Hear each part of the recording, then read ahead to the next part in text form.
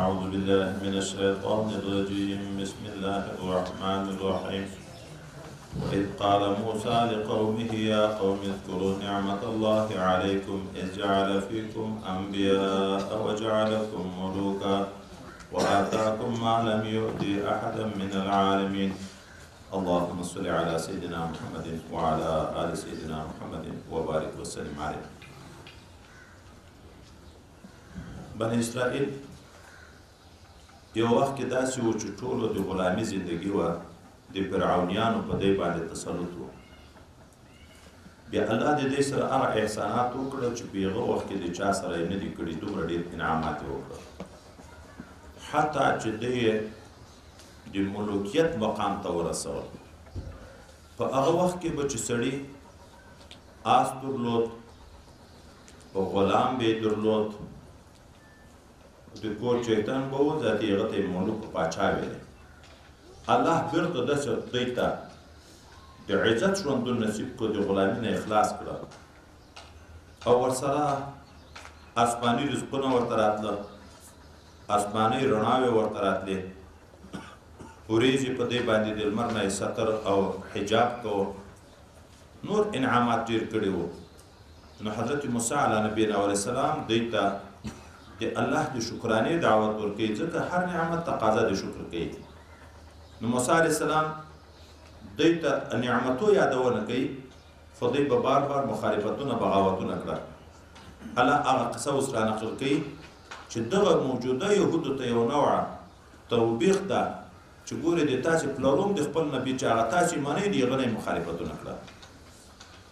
وإذ قال موسی، یاد که هغه وخت چې وویلې موسی علیه نبینا علیه السلام د قومي خپل قوم ته یا قوم ای د ما قومه اذکروا نعمت الله علیکم، یاد کړئ نعمت خدای پاک په تاسې باندې اجعل فیکم انبیا، چې په تاسې کې نبیان پیدا کړه. ګورئ غټ نعمت ما مخکې اول درته ویلي و چې علم ده، نبوت او دین ده، تاسې ته انبیا درکړه.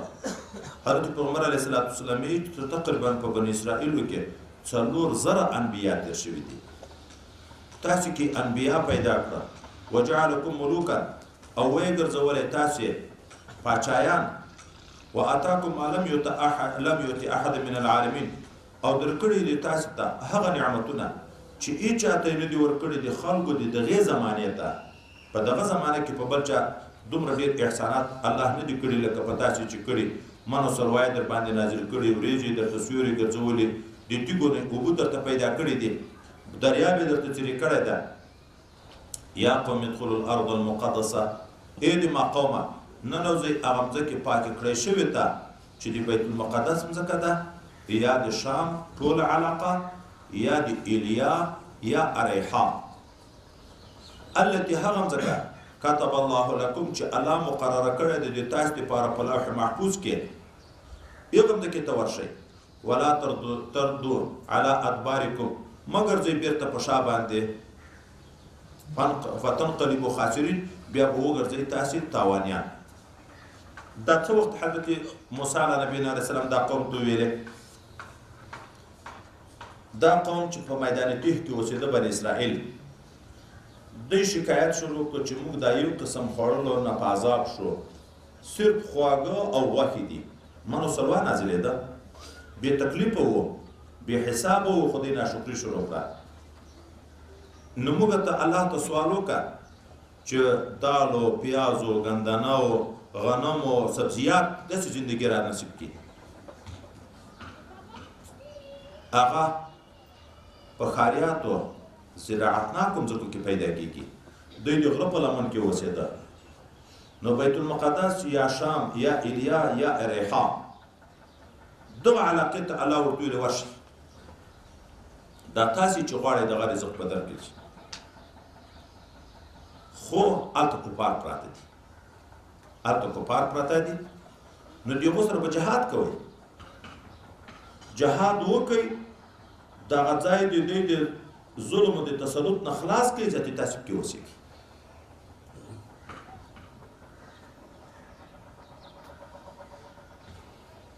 دا مځکه چې الله درته لیکلې ده هغه ته ورشئ. وروسته بیا چې دوی ناشکري او مخالفتونه وکړه، الله موسی علیه السلام ته دا ځکه په دې حرامه ده 40 کاله تعرض نشته. تاسو ته الله لیکلې ده دا معنی بشرط ایمان که کامل ایمان چښتنان وای د رسول په خبر مو اعتماد وو، الله به تاسو نصرت کوي چې جهاد ته ورشي، خدای پاک به فتح کوي درته. خو چې دوی دغه اعتماد کمزوری وو، د خپل نبی په خبره اعتماد ونه کړ، نو موقت حرمت سزا راغله چې 40 کاله موسی علیه السلام ته الله وی ته مه پریشانه کېږې په دې 40 کاله په دې حرامه ده چې دی هغه بیت المقدس ته دغه مځکو ته ورشي چې عادي غواړي. حتی هغه موجوده نسل چې هغه چا مخالفت د موسی علیه السلام نه کړی وای چې ټول ختم شو، هغه میدان تیه کې موسی علیه السلام هم وفات شو، حضرت هارون علیه السلام هم وفات شو. وروسته زمن المسیح چې رالوی شو، یو چې د جهاد کارو کو خدای پاک هغه ځای ورته فتح کړ.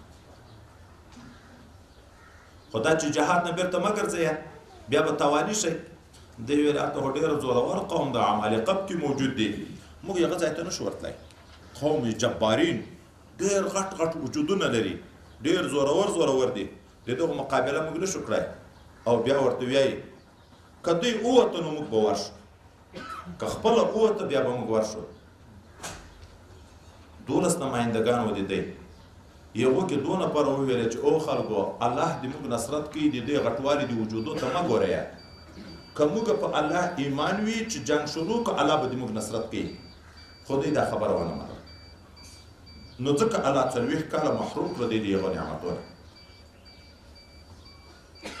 او با بالعکس دا ورته وایي چې ته ډېرې د جهاد نارې وایې، لاړ شه ته او د تا خدای وجنګېږئ، موږ دلته موږ نه ځو، چې تاسې یې راته وینیسئ دا ځای بیا به موږ درځو. یعنې ته دعوه د الله د نصرت کوې، د الله او ته والا وجنګېږې، دا معنی چې الله د تا نصرت کوي ته ورسره وجنګېږه، چې ځای دې ویني نو بیا به پس دې غره موږ ورشو.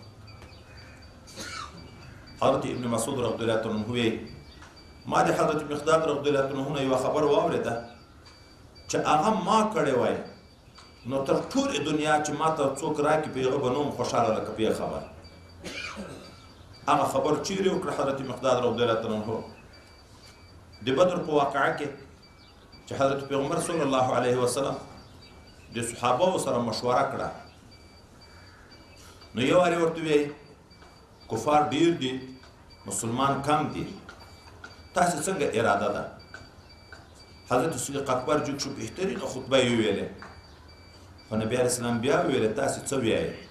حضرت عمر جوړ شو بهترینه خطبه یې ویلې، دی بیا ویل چې تاسو څه وایئ؟ مطلب دا و چې د انصارو مبارکینو نه په بیعت عقبه کې وعده اخیستې وه چې د ننې په مدینه منوره کې به تاسو د ما دفاع کوئ. دا خو د مدینه منورې نه د باندې جهاد سلسله وه. نو یو ته مطلب و چې هغه خپل نصرت اعلان کړي. په درېیم حال کې حضرت مقداد رضی الله عنه جوړ شو، دا هم د مهاجرو د جملې نه ده. هغه ورته یا رسول الله صلی الله علیه وسلم موږ داسې نه یو لکه بني اسرائیل چې موسی علیه نبینا علیه السلام ته یې ویل چې لاړ شه ته او د تا خدای وجنګېږئ، موږ دلته ناست یو چې یو وارې ځای راته ونیسئ بیا به درځو. نه موږ به د تا مخ ته هم جنګېږو، د تا ښه اړخ ته به هم جنګېږو، د چا چپ اړخ ته به هم جنګېږو، شا طرف ته به هم جنګېږو. وایي پیغمبر علیه السلام دا د ده په دغه خبره دومره خوشحاله شو چې د ده د مخ انوارات داسې ځلېدن شروع کړه. د پیغمبر علیه السلام د خفګانو د خوشحالي اثار ټول په مخ کې لیدل کېده. چیرې به هم چې مخ مبارک خوشحالي خبره وه، دا مخ به ځلېدو، رڼاوې به په هغه دیوالو داسې پړکونه کول. نو حضرت ابن مسعود چې دا خبر چې ما ورته کړی وای چې ټوله دنیا دې ما وای زه به پیغمبر خوشحاله لکه په خبر چې رسول الله صلی الله علیه وسلم د حضرت مقداد نه خوشحاله شو. نو الله هغه قصه اوس را نقل کوي. حضرت موسی علیه نبینا علیه السلام ورته ای قوم ننوځئ دغه مقدس ځمکې ته چې الله درته مقرره کړې د بشر د ایمان او بیرته د جهاد نه مه ګرځئ په پوندو باندې، بیا به تاواني شئ. دوی ورته ویل قالو یا موسی دا بني اسرائیل موسی علیه السلام ان فیها قوما جبارین، په دغه ځای کې یو قوم ډېر زورور ده، موږ د مقابلې طاقت نه لرو. و انا لن ندخلها، موږ هرګز نه ننوځو دغه بیت مقدس ته یا الیا شام اریحا ته حتی یخرج منها تر څو چې دوی ووځي د دغه ښار نه فإن يخرج منها که دوی د دغه ځای نه ووته فإنا داخلون بیا موږ هلته داخلېدونکي یو قال رجلان ویل دوه سړی من الذین یخافون د هغه خلکو نه چې د الله نه ویرېده انعم الله علیهم چې خدای پاک په دوی احسان کړی و څه یې ورته ویلې دغه خپلو قومونو ته مه ډارېږئ ادخلوا علیهم الباب تاسې په دغه جبارینو باندې د دغه ښار د دروازې له ورننوځئ د الله په نصرت اعتماد وکړئ فاذا دخلتموه چې کله مو ورننوتئ فانکم غالبون تاسې به غالبئ وعلى الله فتوکلوا خاص په الله توکل وکړئ ان کنتم مؤمنین که یې تاسې مؤمنین باور لرونکي دي الله په وعده الله د مسلمان نصرت کوي قالوا بیا دوی بني اسرائیل ویل یا موسی ای موسی علیه السلام انا لن ندخلها ابدا موږ هیڅ وخت نه ننوځو دغه ښار ته مادامو فیها چې تر څو دغه عمالقه په دغه ښار کې موجود وي فاذهب انت وربک لاړ شه ته او رب دې ته